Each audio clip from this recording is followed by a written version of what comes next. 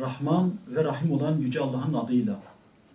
Şanı Yüce Mevlamıza hamd ve senalar, Efendimiz Hazreti Muhammed'e, Ehli Beytine, ashabına ve yolunun takipçilerine salat ve selam olsun. Peygamber Sevdaları platformunun kuruluşunun 5. yılında yavaş yavaş yaklaştığımız Kutlu Doğum Ayı münasebetiyle sizlerle bir araya gelmeyi ve sizin aracılığınızla halkımızla 2013 Kutlu Doğum programımızı paylaşmayı arzuladık.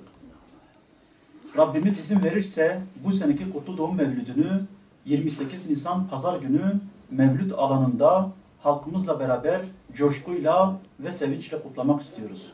Nisan ayı gelince biz peygamber sevdalarını tatlı bir heyecan sarar. Çünkü bu ay ümmetine çok düşkün olan son peygamberin dünyaya teşrif ettikleri aydır.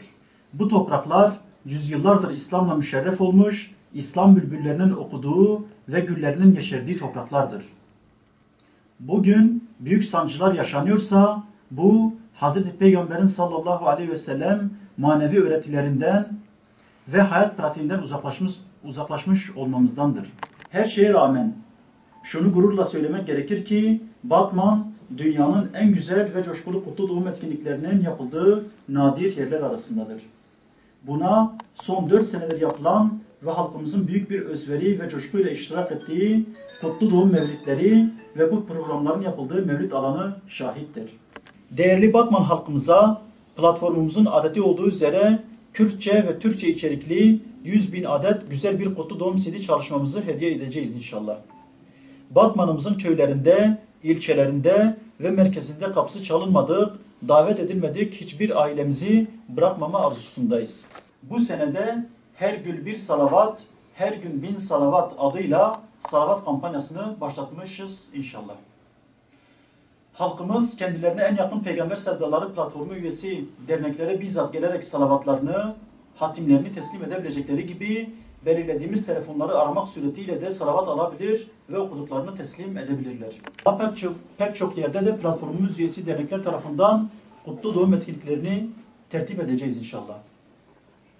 Platform üyesi derneklerimizin şiir yarışmaları, seminerleri, sportif bazı etkinlikleri, stand kurma, resim sergisi açma şeklinde kimi ekstra programları da olacaktır.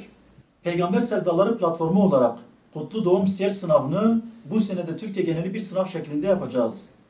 Sınav 2 kategorili olup birinci kategoride olanlardan yetişkinler için Türkiye geneli 50 kişi ümre ödüllü, ikinci kategorilere ise 80 kişi gezi turu şeklinde olacaktır. Bu ödüller dışında yerel il düzeyinde de sürpriz hediyelerimiz olacaktır. Halkımızın mevlid alanına rahat ulaşımını sağlamak için 18 ayrı noktadan ücretsiz araç kaldırılacaktır. Allah'ın izniyle etkinliğimiz sesli anonslarla, el ilanı ve afişlerle, billboardlar ve CLP'lerle, radyo ve televizyonlar aracılığıyla halkımıza duyurulacaktır.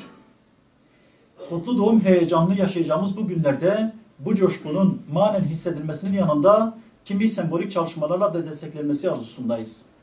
Bu nedenle de özellikle esnaf kardeşlerimiz başta olmak üzere tüm iş yeri sahiplerinin bunu değişik etkinliklerle iş yerlerine de yansıtarak kutlu doğumu bir nevi bayram havasına bürümelerini bekliyoruz.